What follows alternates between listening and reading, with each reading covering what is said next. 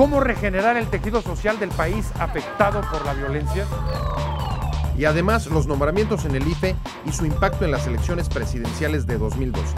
Una entrevista con Armando Ríos Peter, presidente de la Junta de Coordinación Política de la Cámara de Diputados. Quédese con nosotros.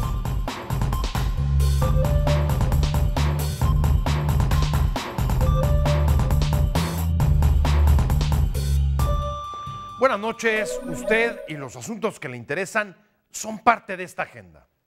La percepción de inseguridad lleva cada día a más mexicanos a temer caminar solos de día por donde habitan. Esta expresión del miedo es un reflejo de la ruptura del tejido social y la pérdida de confianza entre ciudadanos e instituciones. La violencia afecta el trato social, cambia los comportamientos y deteriora la convivencia, más allá del problema que representa el narcotráfico, el delito o la debilidad de la policía. El excesivo uso de la fuerza contra normalistas en Guerrero o el hallazgo de cuerpos de estudiantes en Guadalajara son dos muestras terribles de la descomposición del tejido. La pobreza explica en parte su desgarro, pero hay pocos lugares donde la violencia se haya expandido tan rápido en ausencia de una guerra. Así lo atestiguan Ciudad Juárez o Monterrey, donde la extorsión o el secuestro obligan a emigrar, cerrar negocios, dejar de salir de noche y abandonar las casas. También hay casos de éxito en la recuperación de la vida comunitaria que han permitido restablecer la convivencia y la seguridad a través del empleo, proyectos sociales o la regeneración de espacios públicos. ¿Qué es el tejido social y cómo se regenera? De este tema nos habla Jorge Velasco en el siguiente reportaje. La familia, la escuela y el barrio son espacios donde los individuos comparten su vida, cultura y tradiciones, se relacionan y protegen entre sí. Mira, el tejido social son las relaciones que se establece en un contexto, en un sitio geográfico, puede ser una comunidad, una colonia, y ese tejido social son las relaciones no solamente a nivel de convivencia, sino inclusive relaciones a nivel de seguridad, cómo se organizan los ciudadanos, cómo se protegen, cómo se apoyan los ciudadanos, y eso va creando ese tejido. Un barrio sin cultura y sin tradiciones se vendería abajo. ¿Por qué? Porque la cultura sirve para controlar la violencia, y la violencia crea incultura. Entonces la cultura nos da la imaginación para que todos nuestros jóvenes piensen diferente y se alejen de las drogas. Ahora estos espacios se ven amenazados por diversas causas como la inseguridad y la violencia, que antes solo se atribuían a ciertos barrios. Y tuvimos mucho miedo porque las balaceras se hacen en el barrio donde nosotros vivimos. Existen también rasgos de violencia, de delincuencia y de desorganización social, pero ese entramado es no algo típico del barrio de Tepito, sino existe ya en cualquier parte de la Ciudad de México. Tanto en el interior del país como en el Distrito Federal, la violencia toca las puertas de nuestros hogares y nos intimida. Dejamos de salir y de convivir, desconfiamos de los vecinos, en suma, vivimos más aislados. Bueno, nosotros venimos de la provincia, pero en la provincia también se está mirando mucho secuestro, muchos asaltos, ya no se puede caminar con seguridad. No, ¿para qué? Caminar en la calle en la noche porque tengo mucho miedo. Un poco no. La confianza que debería haber en las autoridades para enfrentar esta situación también se ha deteriorado. Mire, no confiamos en la policía. Hace 15 días se metió un individuo a la casa de ustedes y con cuchillo en mano asaltó a mi hijo a las 7 de la mañana. Las fuerzas federales en un momento determinado han participado en la violación de derechos humanos y eso también produce elementos en los cuales la gente busca mayor seguridad. Otras causas de desintegración social son el desempleo y la pobreza. Y la carencia de empleos, los salarios raquíticos que estamos viviendo en estos tiempos, pues no alcanza. Entonces los chamacos tienen que recurrir a a la violencia, al yo y siempre yo. Me ha tocado ver cómo luchan o cómo venden droga o cómo roban para poder traer el BlackBerry, la computadora, el iPad, que a veces no saben ni para qué usarla porque no están trabajando. Entonces aquí el consumismo también nos ha perdido. El tejido social no solo ha sido severamente dañado por la inseguridad, la violencia, el desempleo y la pobreza. En cualquier lugar que puedas observar, la corrupción está presente. De tal manera que eso también erosiona la posibilidad de organización y de alternancia y de obtención de solidaridad entre los ciudadanos, porque la corrupción y la impunidad vulnera pues esas redes sociales. Ese nivel de corrupción tan alto que tenemos en México. Entonces, nuestras leyes parecen a veces, ese es mi muy particular punto de vista, obsoletas, no se aplican como se deben de aplicar. Los delincuentes afuera y los inocentes adentro. En este contexto, la familia es el primer círculo que resiente el daño al tejido social. En cada hogar donde nos falta un miembro de nuestra familia asesinado o desaparecida, jamás la vida es igual. Esta cadena se sigue generación tras generación, porque si el papá cae en las redes de la delincuencia, el niño pierde esa figura paterna, entonces es obvio que probablemente siga los mismos pasos que el papá. Ante esta situación, las propias comunidades y colonias se han organizado para protegerse contra la violencia, sumando su esfuerzo al de las autoridades.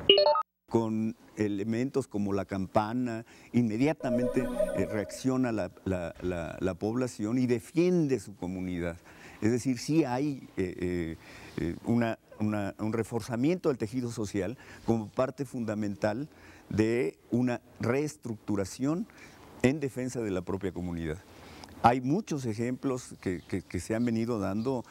Mejorar un parque, el alumbrado de unas calles, son intentos que se establecen para que la comunidad tenga otra percepción de lo que puede hacer, del poder que puede tener, un poder positivo, recreativo y regenerativo dentro de la comunidad del barrio, ¿no?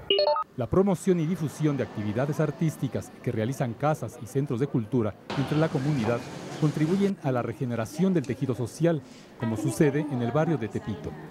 Precisamente ofreciendo talleres para niños y adultos mayores a estos sectores de la comunidad del barrio que han quedado desatendidos, poder ofrecerles estos servicios, que tengan una visión de la realidad distinta, que tengan sobre todo una visión de sí mismos diferente, que puedan desarrollar su creatividad de otra manera. A nosotros como padres nos ha apoyado a nuestros propios hijos también. ¿Por qué? Porque dicen que un hombre con cultura es otro hombre. Una política pública integral de combate a la pobreza, delincuencia, impunidad y corrupción, así como de impulso al empleo, seguridad, salud y educación, es la mejor arma para combatir la inseguridad y la violencia que dañan el tejido social. La intervención del gobierno para recuperar la convivencia en Ciudad Juárez partió de constatar que las zonas más violentas de la ciudad coincidían con los lugares donde no había guarderías, escuelas o preparatorias.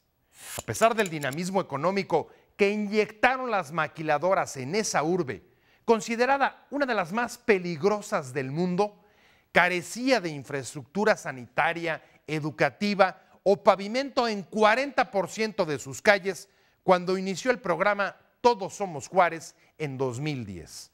Hay coincidencia en que detrás de la ruptura del tejido social están problemas como el desempleo o la migración, así como la injusticia que deja la impunidad, promovida incluso desde las propias autoridades. La recuperación del tejido social depende de la acción efectiva de los policías, jueces y de que los ciudadanos asuman una cultura de respeto a la ley. En Nueva York, por ejemplo, incluyó también rescatar espacios públicos en poder de la delincuencia. En nuestro caso, en México, reclama también mejoras sociales como empleos y disminuir la pobreza y, por supuesto, mejorar la justicia.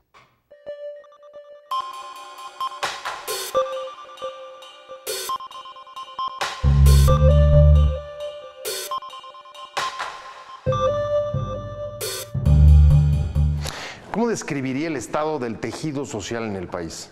Yo creo que preocupante, Pepe, para empezar, porque en ciertas regiones y en ciertos sectores creo que se ha dado una fragmentación de ese tejido social. No me parece que sea un fenómeno generalizado todavía, pero el hecho de que ya exista en ciertos sectores y en ciertas regiones es preocupante.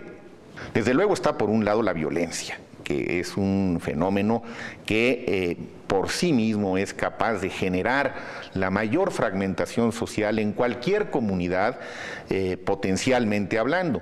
Pero a eso habría que agregar otros fenómenos que ocurren de manera simultánea: el desempleo y, de manera muy señalada, diría yo, la falta de oportunidad para millones de jóvenes. Entonces, cuando tienes una sociedad tan desigual como la nuestra, en donde hay amplios sectores de la población, en particular para este grupo de edad, en donde pues creo que la cifra ya de los 7 millones de jóvenes que ni tienen opción para estudiar, ni tienen opción en el mercado laboral, es algo que está ya muy aceptado, es una cifra real. Y si a esa dinámica social le sobreponemos el problema de la violencia, bueno, pues yo creo que el cóctel que se va gestando puede ser explosivo, puede ser muy preocupante, y sí hay ya algunos datos, creo yo, que inequívocos de cierta fragmentación del tejido social. ¿Cuáles son las principales causas que han llevado al debilitamiento, ruptura, como se le quiera llamar, del tejido social en el país? Yo empezaría por quizás señalar que debemos de reconocernos como lo que somos, para empezar. Un país multiétnico, un país pluricultural, un país diverso. En esta diversidad, las posibilidades de llegar a una polarización son más fáciles, pero no hay que confundir. Una cosa es la pluralidad y otra cosa es la polaridad. Es la polarización la que lleva a la ruptura, es la polarización la que empieza con esta fragmentación del tejido social. Cuando le empiezas a agregar el componente de la desigualdad, somos uno de los países más desiguales del mundo. Esto va generando, por supuesto, un resentimiento, una frustración que empieza a expresarse de manera mucho más clara en los jóvenes cuando, llegado cierto momento de su vida, encuentran que no tienen perspectivas. 30% de la población económicamente activa en este país está en la economía informal.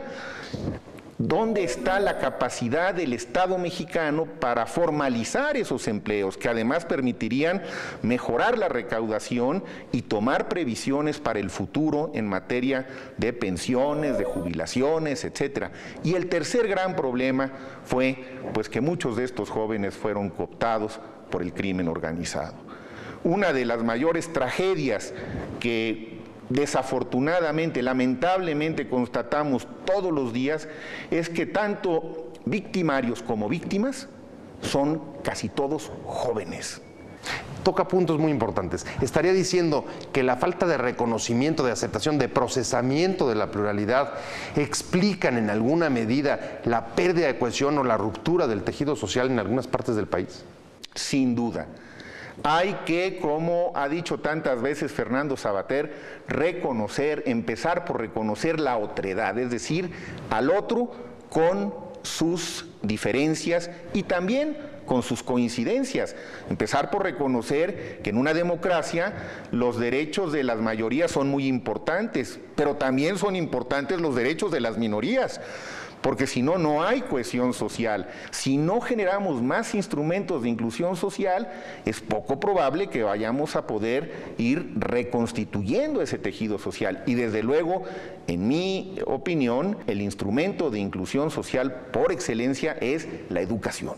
El otro punto es el ejercicio de los derechos. ¿Los ciudadanos no los ejercen suficientemente o la cultura autoritaria que permeó durante décadas impide su reconocimiento?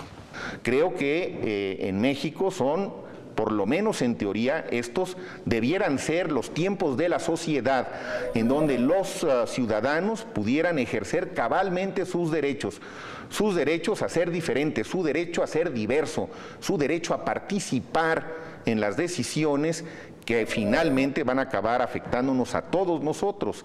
Si le encargaran un proyecto para reconstruir el tejido social en Juárez o en Monterrey, ¿cuáles serían, digamos, las 3 primeras acciones que propondría? Yo empezaría por la educación.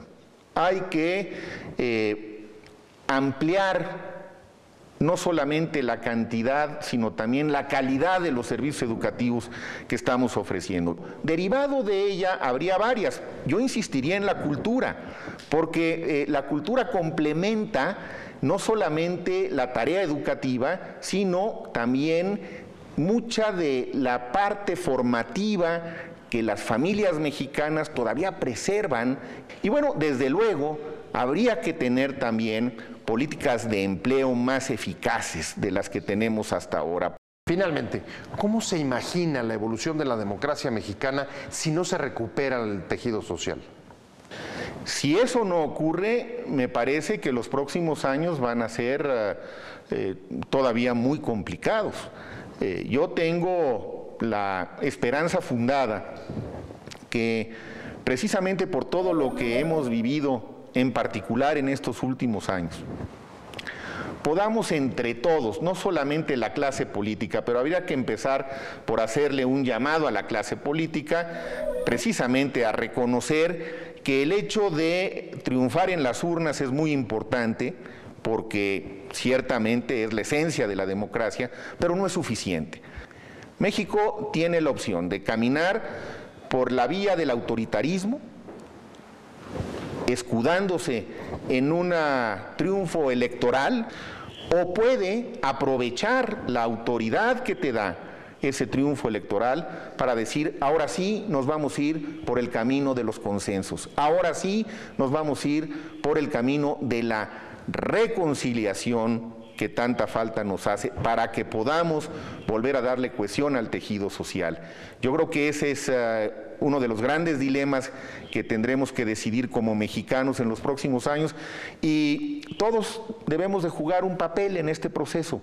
Ustedes, los medios de comunicación, el sector académico, desde luego la clase política, el sector empresarial. Si se construyen liderazgos fuertes, se puede convocar con buena respuesta hacia la construcción de estos consensos. Yo creo que ese sería el mejor de los caminos que pudiéramos tener en México. Ojalá que así ocurra.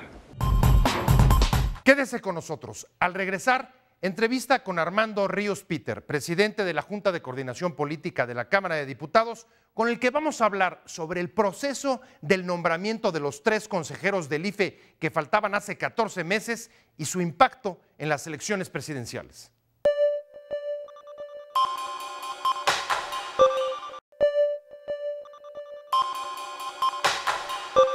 En el último día de periodo de sesiones, los partidos lograron el consenso de las 2/3 partes de la Cámara de Diputados para nombrar a los 3 consejeros electorales que completarán el Consejo General del IFE, actor central durante los comicios presidenciales de 2012.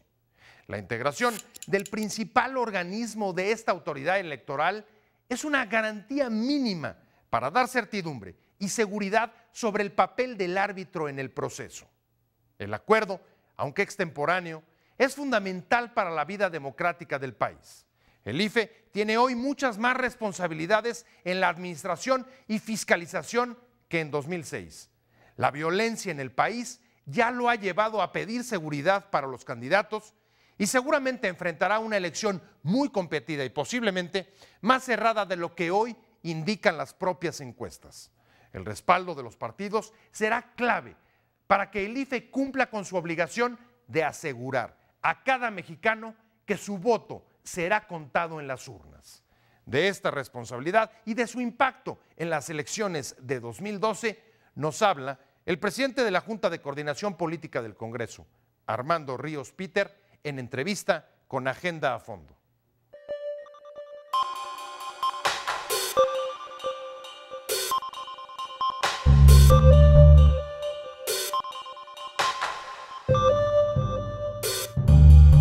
...14 meses después de la fecha establecida para haber tenido el nombramiento de los consejeros del IFE, el Congreso logra ponerse de acuerdo y sacarlos adelante. ¿Cuál crees que es el primer, digamos, el primer costo que paga el Congreso por esto, por este retraso?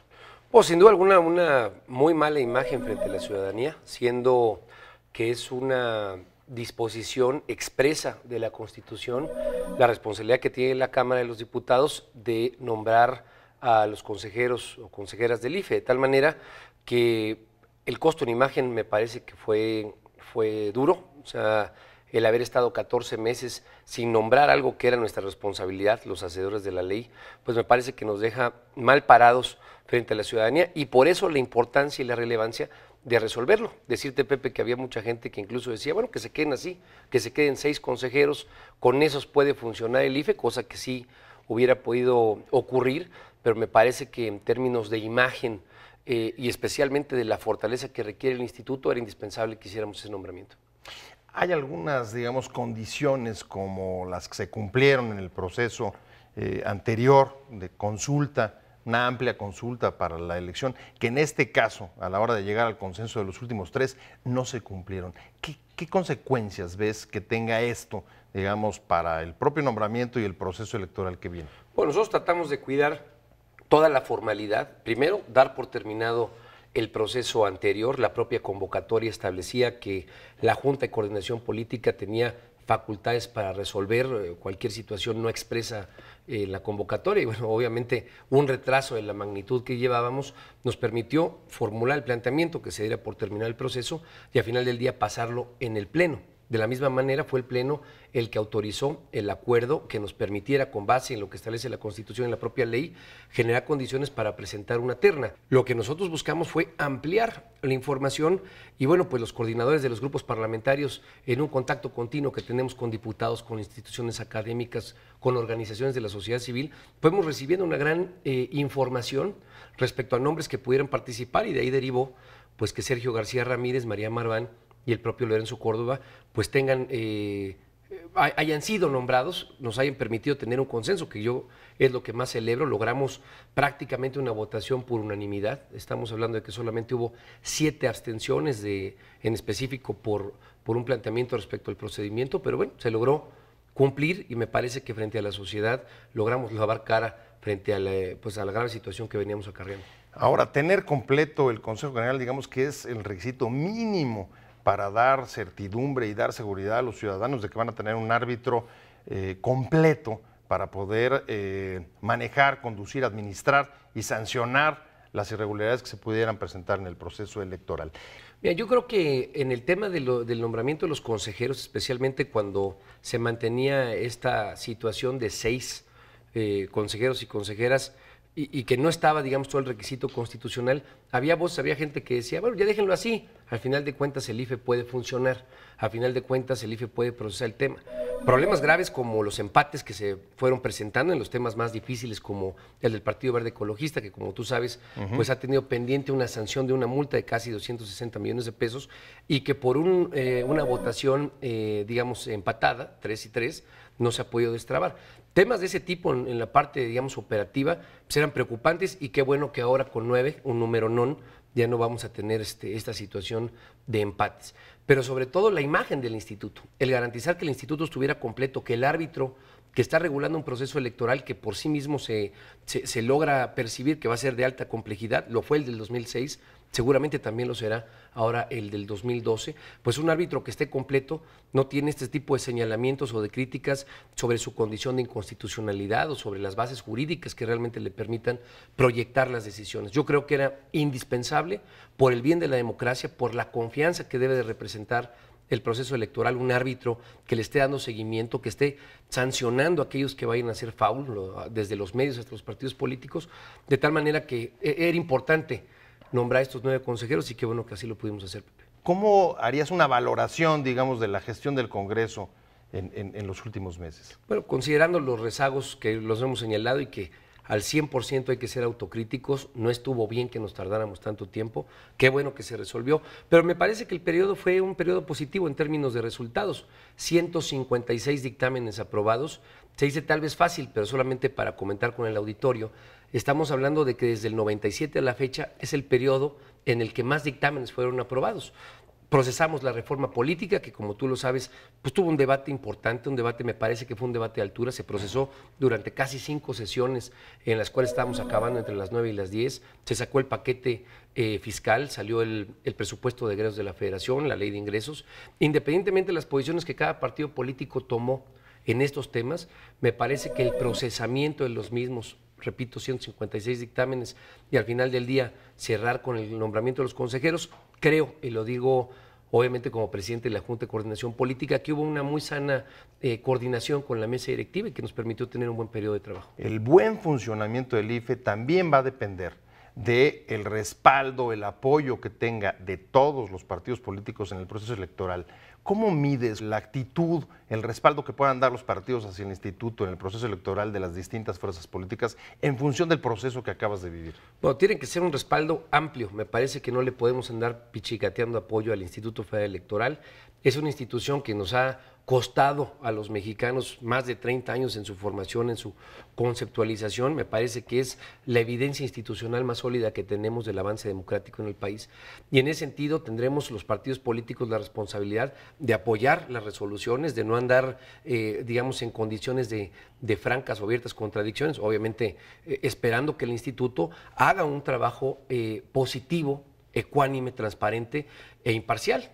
Y pues bueno, apostarle a que el IFE ahora, especialmente frente a los medios que va a tener obviamente presiones fuertes e importantes como regulador, pues podamos estar cerrando filas en beneficio de ¿qué? De que se respete el voto y que tengamos un buen proceso electoral. ¿Piensas tú que el nombramiento que acaba de suceder recupera, digamos, la lealtad, la confianza del PRD en el instituto y que hacia las elecciones de 2012 no se vuelvan a producir, digamos, cuestionamientos y críticas, impugnaciones como las de 2006 de parte del propio PRD? Claro, pero yo estoy convencido que así deberá ser, obviamente como perredista y como militante, como actor político, pues le voy a apostar a eso y yo creo que mis compañeros también le vamos a apostar a fortalecer al IFE, a garantizar la credibilidad en el mismo. Como tú bien lo señalas, fue una situación muy desafortunada en el 2003 cuando se excluye a una fuerza política a la izquierda, al Partido de la Revolución Democrática, y bueno, ahí tuvimos las consecuencias. En el 2006, pues un árbitro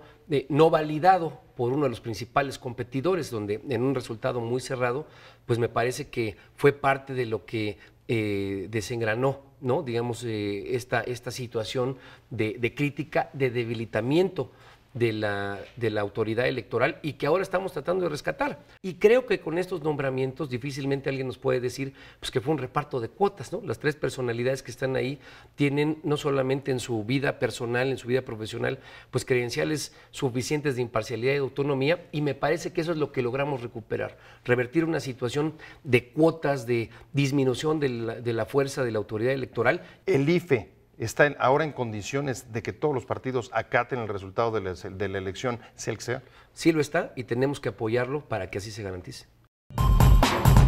Gracias por habernos acompañado en Agenda a Fondo. Recuerde que puede escribirnos a la dirección de correo y al Twitter que aparecen en la pantalla. Lo esperamos la próxima semana con reportajes y entrevistas sobre las situaciones que impactan su calidad de vida. La realidad que todos los días enfrentamos.